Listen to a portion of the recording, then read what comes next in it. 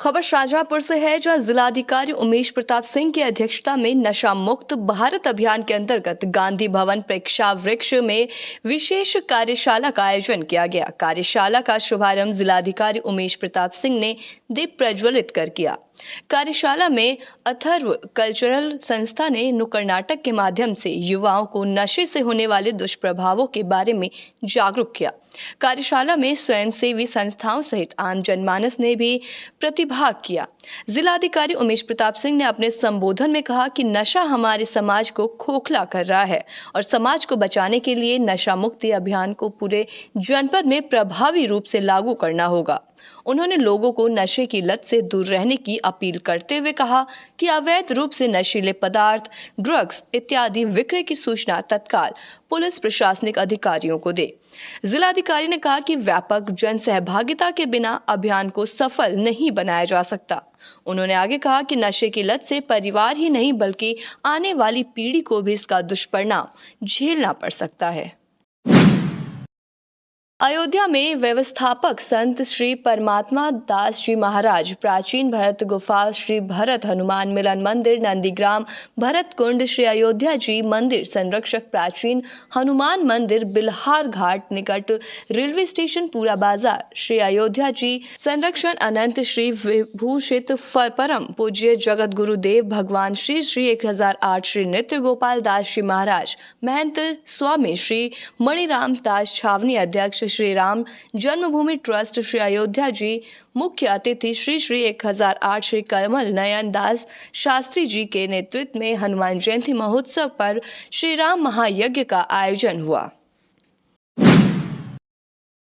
हंडौर में mic current की चपेट में आने से मृत्यु हुए सहायक अध्यापक कुलदीप तिवारी के घर उनके परिवार को सांत्वना देने पहुंचे जनसत्ता दल किसान प्रकोष्ठ के निवर्तमान अध्यक्ष भानु प्रताप सिंह और निवर्तमान जिला सचिव संतोष दुबे। उन्होंने उनके पिता पूर्व प्राचार्य रामचंद्र तिवारी को सांत्वना देते हुए इस दुख की घड़ी में हर संभव मदद देने का आश्वासन दिया। इसके बाद बसुपुर संतोष साहू की माताजी के निधन पर उनके घर पहुंचकर दुख जताया। इसके साथ ही जनसत्ता किसान प्रकोष्ठ निवर्तमान जिला उपाध्यक्ष कुलदीप शुक्ल, निवर्तमान किसान प्रकोष्ठ जिला महासचिव अरविंद सिंह, निवर्तमान ब्लॉक अध्यक्ष लक्ष्मणपुर पारस तिवारी और जगदम्बिका प्रसाद दुबे मौजूद रहे। तो वही बड़ी खबर रायबरेली से सामने आई, जहां अतीक के भाई अशरफ के काफिले को रायबरेली से होते हुए ले जाया जा रहा था। तभी अशरफ का काफिला जब बछरावा थाना क्षेत्र के अंतर्गत से गुजरा तो अशरफ की वैन के बगल में चल रहे वैगनार का चालान संदिग्ध परिस्थितियों में काटा गया। आपको बता दें कि भारी सुरक्षा व्यवस्था के बीच अशरफ का काफिला निकाला गया। देखिए, माफिया अतीक अहमद का भाई अशरफ अहमद जो बरेली जेल में बंद था, आज उसको प्रयागराज ले जाया जा रहा था।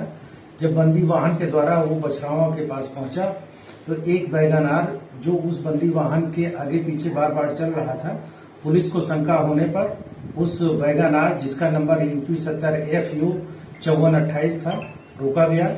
पुलिस ने उसको चेक किया और ट्रैफिक नियमों के उल्लंघन में उसका चालान किया। उसमें कुछ हमारे अधिवक्ता बंधु बैठे हुए थे, जिन्होंने पुलिस पे आरोप लगाया कि पुलिस ने उनके साथ अभद्रता किया है, लेकिन ऐसी कोई बात नहीं थी। पुलिस ने शालीनता के साथ चेक किया था, ट्रैफिक नियमों के उल्लंघन में चालान करते हुए छोड़ दिया था। AMU में सोमवार को संस्थापक सर सैयद अहमद खान की पुण्यतिथि पर चादर पोशी कर श्रद्धांजलि अर्पित की गई। अलीगढ़ मुस्लिम विश्वविद्यालय के संस्थापक सर सैयद अहमद खान को आधुनिक स्कूल बनाने के लिए फतवों का सामना करना पड़ा था। इतना ही नहीं, शिक्षा के लिए उन्हें पैरों में घुंघरू बांधकर चंदा भी मांगा गया। सर सैयद अहमद खान अंग्रेजों की गुलामी के समय मुसलमानों में शिक्षा का अकल जगाने की मुहिम चलाई थी। 27 मार्च 1898 में आज ही के दिन सर सैयद ने आखिरी सांस ली थी। 1875 में सर सैयद अहमद खान ने अलीगढ़ में मदरसा की नींव रखी थी, जो 1920 में विश्वविद्यालय के रूप में एक वट वृक्ष बन गया। इस विश्वविद्यालय से निकले छात्र दुनिया भर के देश का नाम चमका रहे हैं। AMU आज मुस्लिम शिक्षा का बड़ा केंद्र बन गया है। का जो वफात है, उन्होंने एक इदारा बनाया जो यूनिवर्सिटी बना, यूनिवर्सिटी ने तरक्की की, लेकिन जो असल काम था सर सैयद के मिशन और विज़न का, वो मुझे लगता है कि अधूरा रह गया। मिसाल के तौर पे सर सैयद ने जब ये कॉलेज बनाने का ख्याल पैदा किया, तो उन्होंने कहा कि असली उलूम और दीनी उलूम के जो फासले हैं उनको कम किया जाएगा।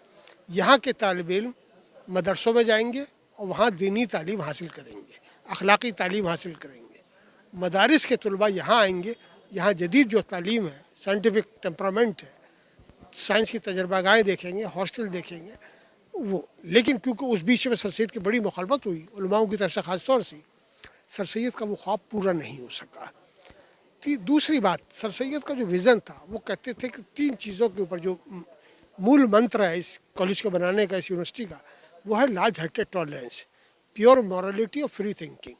मुझे 150 साल के अंदर, सर सैयद के इंतकाल को 125 साल हो गया, कॉलेज बने हुए 150 साल जब लंबा टाइम हो रहा है, मुझे वो सर सैयद का जो विज़न है वो नज़र नहीं आ रहा। अब हम लोगों को कोशिश करनी चाहिए कि सर सैयद का अगर सबसे बड़ा खराज अक़ीदा सर सैयद को पेश करना है तो पूरी यूनिवर्सिटी के अंदर एक कोर्स सर सैयद के ऊपर फाउंडेशन कोर्स जो है वो शुरू होना चाहिए, ताकि जो बच्चे नए आए हैं, अब कोरोना पीरियड में बच्चों को पता ही नहीं यहाँ की तारीख, उन्होंने ना बिल्डिंगें देखी, ना इमारतें देखी, ना कुछ देखा, वो सब ऑनलाइन चला। तो कम से कम अगर फाउंडेशन कोर्स होता तो इन तालिब इल्मों को सर सैयद के बारे में पता चलता। और इस तरीके से मिशन नाम है जारी और सारी रखने का, मिशन जमूद का नाम नहीं है। अगर रुक जाता है तो फिर कोई मकसद नहीं होता। सर सैयद के बारे में बहुत सी चीज़ें ऐसी हैं जिसको हमें अब फिर से शुरू करना चाहिए। और सर सैयद के मिशन को आगे करने के लिए मेरा आज ये मानना है कि सबसे बड़ा एट्रीब्यूट ये होगा कि हम सर सैयद के ऊपर एक फाउंडेशन कोर्स शुरू करें। नहीं, देखिए, वो जो पैगाम लिखा हुआ है वो मैंने रिकॉर्ड में देखा, वो सही मुझे कहीं नज़र नहीं आया। लेकिन सर सैयद का पैगाम तो ज़ाहिर है ज़िंदगी भर अपने तालिब इल्मों के लिए था। जहाँ भी जाते थे वो तालिब इल्मों की बात करते थे। सर सैयद पहले शख्स थे जिन्होंने, एक कंसेप्ट गलत ये फैला हुआ है कि सर सैयद ने कैम्ब्रिज और ऑक्सफोर्ड के पैटर्न पर यूनिवर्सिटी बनाई। मैं ये मानता हूँ सर सैयद ने गरनाता के पैटर्न पर बनाया। उन्होंने उसका निज़ाम भी ऐसे ही रखा, चाहे वो खाने का हो, चाहे वो कपड़ों का हो, चाहे वो हो। तो जामिया अज़हर भी सर सैयद के सामने था। तो इस तरीके से सर सैयद खालिस मशरक़ी उलूम के, मशरक़ी नज़रिए के आदमी थे।